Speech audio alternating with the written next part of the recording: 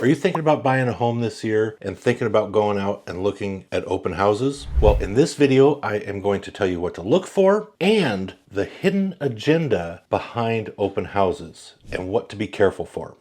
Hey everybody, I am Jerry Norman with Oregon Life Homes. I have been selling real estate here for the last few years. I absolutely love it. I relocated here to the Roseburg, Douglas County area about 10 years ago, and I absolutely love it. So if you are looking to move or sell here in the Roseburg area, give me a call. Love to talk to you about it. I have worked with tons of people, and I know what neighborhoods will probably fit you the best. So with that, let's get on with the video, and I'm going to tell you a little bit about open houses.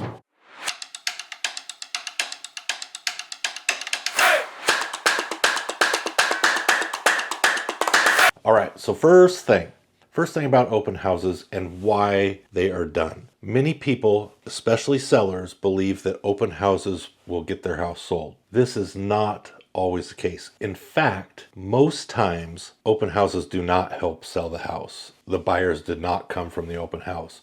Well, why are they done anyway? Well, there's a few reasons. The listing agent is trying to get more buyers. So holding an open house will get more buyers to come to the open house. And if they're unrepresented by another real estate agent, that agent has the opportunity to get you as a buyer. Now, you might not be interested in that house, but that agent will have other homes to show you as well. Same ones that any agent can show you. So just know that that is one of the main reasons that listing agent is holding that open house. There's a few reasons. The home has been on the market for a while and the seller is getting anxious, and the listing agent is trying to do everything that they can to get the home sold. So holding an open house and spending a Sunday afternoon there gives the appearance to the seller that the agent is doing what they can to sell the house. But really, there's probably something else if the house has been on the market for a while. Maybe it's priced wrong. Maybe it's in a bad location. Maybe there's something wrong with the house. And that is why I've got these questions that you can ask that selling agent when you're at the open house. And a lot of times that listing agent isn't going to tell you what's wrong with the house, but you can kind of get them talking and feel comfortable, and you may be able to get some insight on what is really wrong with that house, if this is a house that you like. So one thing to know, that when you do go to these open houses, that the listing agent is working for the seller. So they've got the seller's best interest at heart. However, if they were to represent you as a buyer, they do have to stay neutral, but really, they've already been working with the seller for a little while. So they're slightly biased on getting that home sold. Now, there's not always a problem with that, but just be aware of that. So when you do go to the open house, one of the first things you should ask and look for is how old are the systems? And I'm talking about the roof. How old's the roof? Now, if the roof is functional and isn't showing a lot of moss growth or whatever, and there's no leaks, then the roof is most likely fine. But roofs have a lifespan of 20 to 25 years, sometimes 30. So is the roof older than it is newer? Now, a lot of times that seller doesn't know, and a home inspection will tell you whether the roof is older or newer. They're not going to give you the specific age, and a lot of times it's hard to find out the specific age of a roof. But is it leaking? That's pretty much the big thing. And if it is older than it is newer, and you plan on being in that house 5-10 years, then that might be a cost that you might have to take on in the near future. And then if you are outside of the city limits, does the septic system operate properly? Most likely yes, and you'll find out these during an inspection as well.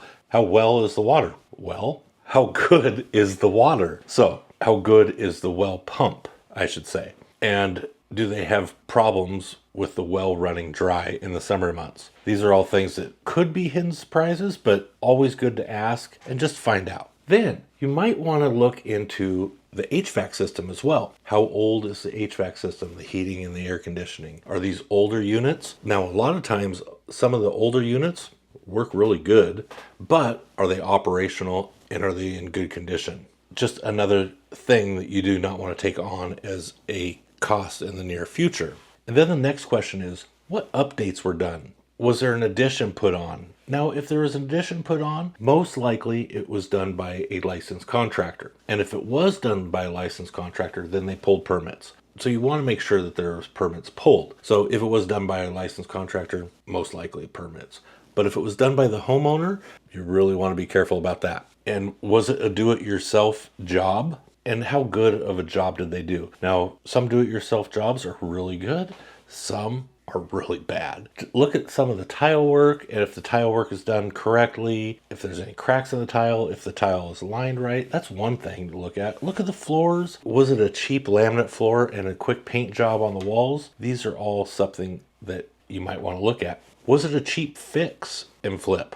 So a lot of times, a lot of flippers will come in, buy a house really cheap, and do a lot of cheap work just to get it livable and look nice and get it out on the market. Well, there's a lot of stuff that could have been done probably a lot better than what was. So these are all stuff you want to look at and ask that agent that's holding that open house. Then what's the neighborhood like? Well, if you are local to this area, you probably know what the neighborhoods are like. But if you're not, or not familiar with that neighborhood, here's what I tell a lot of people. If you're interested in this house, take a walk around the neighborhood at different times of the day.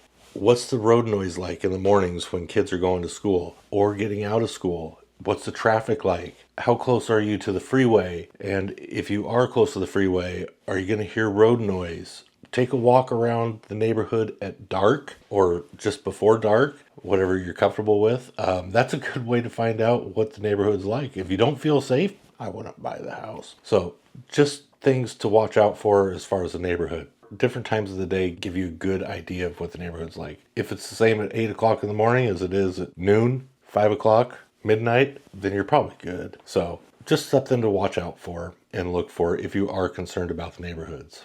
Here's a question that could catch that agent off guard. What does the seller not love about the home? And this one catches people off guard all the time.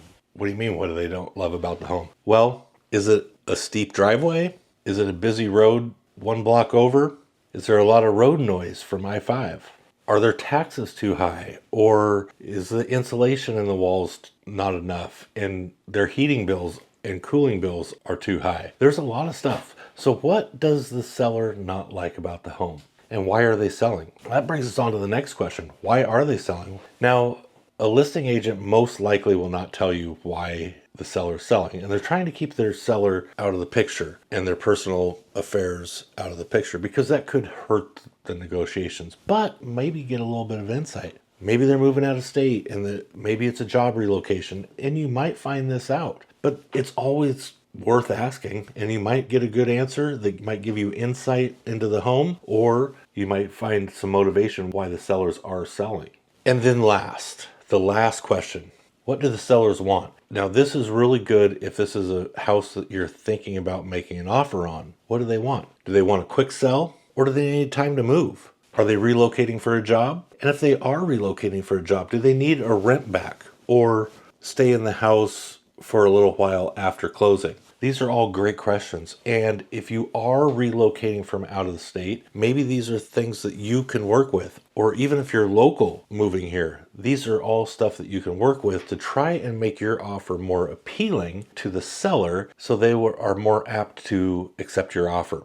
So there are the questions that you should ask when visiting an open house and things to be aware of when you are visiting the open house. All these things will put you way ahead of the competition if you are considering about making an offer on that home. And if you are looking or need a real estate agent to help you with visiting open houses, give me a call, text, email. I'd love to help you navigate going to open houses and what to watch out for. And if you are relocating from another area, I have helped tons of people relocate to this area. I too have moved here, and so I know what it's like to relocate to this area, and I have learned all the neighborhoods and know what neighborhoods would fit you and your family the best. So with that, thanks for watching, and check out these other videos about living in Roseburg. Have a great day.